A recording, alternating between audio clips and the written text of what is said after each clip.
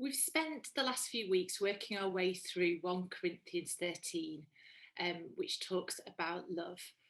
God is love. So, this is a description of who He is and who we can be as image bearers. Today, we're going to look at verse 7, which says, "Love never gives up, never loses faith." These are great words for a moment like this, aren't they? If you're anything like me, you're probably a little bit tired and weary of lockdown and COVID. Um, the kids have gone back to school, but the house is still in a complete mess. I keep hearing about death on the news. There's kind of division in politics, uncertainty about the economy, and I'm unable to book a much needed holiday. Um, and it feels like it's not over yet. Yes, as lockdown lifts over the spring, there will be more freedom, but it's not going to be a case of just going back to normal. We've changed. Others will have changed in ways that we don't yet know about. There's talk of there being a reverse culture shock. I first came across that phrase about 2 years ago when I spent a week doing mission in a refugee camp in Greece. And as part of our preparation, we were told that returning might be even more difficult than going because you don't have the same adrenaline or sense of adventure, sense of purpose. And the things you experience change you, and you can't expect to just slot right back in where you were before. And I wonder if emerging from lockdown is going to be a little bit like that.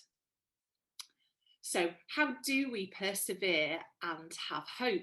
Is it a question of keeping on going through gritted teeth and a positive attitude, or is there something more that sets Christians apart? Well, the answer may lie in Paul's second letter to the Corinthians. In chapter 4, verses 16 to 18, he writes, "Therefore, do not lose heart. Though outwardly we are wasting away, yet inwardly we are being renewed day by day. For light and momentary troubles are achieving for us an eternal glory that far outweighs them all. So we fix our eyes, not on what is seen, but what is unseen. Since what is seen is temporary and what is unseen is eternal."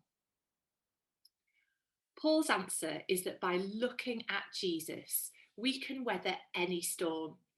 In that place of weakness, God's power is perfected and his glory shines in us, making our troubles seem very insignificant. Paul is probably the greatest missionary of all time, and I've just finished reading this amazing book by Tom Wright, which tells Paul's story through the book of Acts, stopping off at each of the letters as he wrote them. I've learned so much about Paul by reading that, and the biggest thing I noticed was although he was battered and broken on the outside, on the inside, he had God's power working through him in such an incredible way that he was able to overcome almost any adversity. He never gave up. He never lost faith. So, who was Paul writing this letter to? It was the church he planted in Corinth, the same church where he wrote an earlier letter with that passage describing love. Corinth was a modern, hustling, bustling, economically vibrant city, very much like London or New York of today. And Paul had spent quite a lot of time travelling around that whole area, preaching the good news of Jesus, but encountering adversity wherever he went. He had been beaten up, he had been put in prison, he had been stoned and left for dead, he'd been shipwrecked, some of his friends had deserted him, and even the church in Corinth had now rejected him. As you can imagine, he was emotionally and physically exhausted. And it was at this point that he wrote the passage that we've just read. And he starts by saying, "Therefore, we do not lose heart." In the Message version, it's translated, "So we're not giving up," echoing the description of love that we're looking at today. Love doesn't give up, it doesn't lose faith. And the next few sentences describe how we can do this. First, Paul leans into vulnerability and admits that outwardly he's wasting away. He recognises that he's emotionally and physically drained, and he's not ashamed to share that. He's quite open with this community that he knows about his feelings. And when we're experiencing tough times, having that vulnerability with our community, with our friends, is so important. But then he's desperate to tell them that despite all this, he's been inwardly renewed day by day. He's getting refreshed and given energy and hope. Throughout Paul's writings, he's at pains to let people know that his perseverance doesn't come from his own strength and stamina. It's about the victory of God and the lordship of Jesus. Somehow, suffering love is the way that the kingdom of God breaks through and victory is won. That's what Jesus' death on the cross shows, that through weakness, suffering, and surrender, we are changed. The world is changed. Good triumphs over evil, and heaven meets earth. We are reminded of when Jesus says, "Whoever wants to be my disciple must deny themselves, take up their cross, and follow me." And that's how you gain life. But the way of the cross is very challenging for anybody that takes more than a moment to think about it. And it's certainly not something that we can pursue on our own, which is why Paul's next sentence goes on to say, we fix our eyes not on what is seen, but what is unseen. His answer to how we never give up, never lose faith, is to fix our eyes on Jesus, to never stop looking at Jesus, to never get distracted by the momentary troubles around us, because Jesus gives life. Imagine what life would be like if we were actually able to do this, if we were able to delight in difficulties, because we knew that when we were weak, then actually we were at our strongest, because that's when God's power is perfected and rests upon us.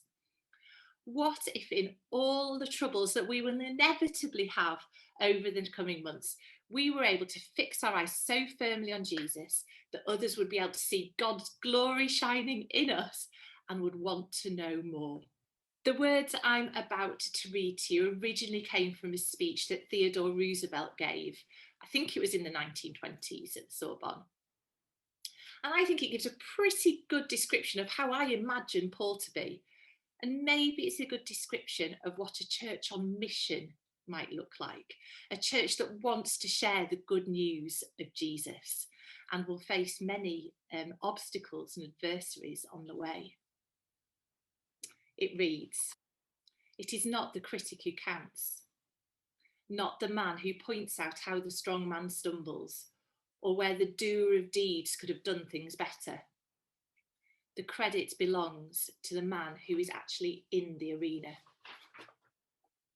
whose face is marred by dust and sweat and blood, who strives valiantly, who errs, who comes up short again and again, because there is no effort without error and shortcoming, but who does actually strive to do the deeds, who knows great enthusiasms, the great devotions, who spends himself in a worthy cause, who at the best, in the end, knows the triumph of high achievement, and who at the worst, if he fails, at least fails whilst daring greatly."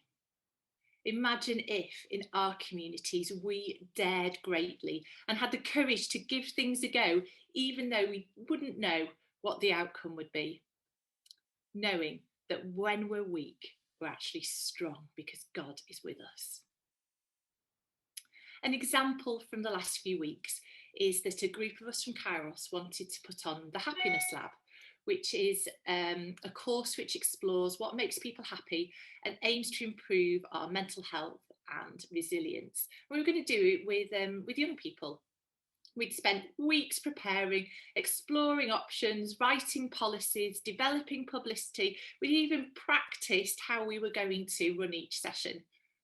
And then the night before, we realised that we hadn't had enough people signing up to be able to go ahead. I was gutted. I had that horrible sinking feeling in my tummy, which was disappointment, I guess.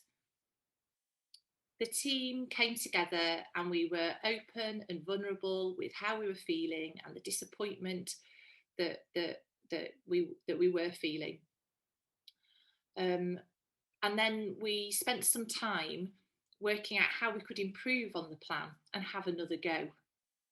Now, I don't know how this is going to turn out yet, but I have a feeling that rather than just being one Zoom course running later in the spring, we're actually going to have 2 courses. Now, wouldn't that be amazing? On a practical level, how can we build the kind of resilient, persistent, vulnerable strength that we've been talking about today? I think the idea of having a set of practices that we can turn to is really helpful. It's not just a case of trying harder and digging deeper and positive thinking. Rather, it's about getting into a rhythm or routine which builds our character over time. At Kairos, we talk about rhythms of grace. These are practices that we see Jesus modelling with his disciples and that we can learn to adopt too. So all of these are great things to try, and I encourage you to give all of them a go at some point, but there are just 2 I want to pause on today. The first one is about receiving and releasing God's presence. I think that spending time with God is the most important thing that we can do. We need a deep well to draw on for when times are tough. So how could we carve out some time in our day to just spend with Jesus and worship him? How do we have a daily rhythm of reading scripture? If you're looking for inspiration, there's some great tools out there like Nicky Gumbel's Bible in a Year or Lectio 365. At Kairos Morning Prayer, we read, we follow the Moravian readings, which are available in an app and in a book. And another idea is to take on board some of the practices of Brother Lawrence, who was a monk hundreds of years ago. I don't know exactly when, but he talked about practicing the presence of God in the everyday, boring, mundane bits of life. So while you're doing the washing up or brushing your teeth or taking out the rubbish, how can you consciously feel God's presence with you and just converse with him in just the day-to-day boring bits of life? So if that's about receiving and releasing God's presence, the second one is about celebrating often. I find it especially helpful to remember all the times where I've already seen God at work in my life, where I've seen the upside down kingdom with my own eyes, where I know God has blessed me and brought about good things. Remembering that and thanking God for that every day really helps. I think we can do this in our own quiet way, maybe thanking God each morning for his creation, the people we share our lives with. But I also think it's really good to celebrate with others.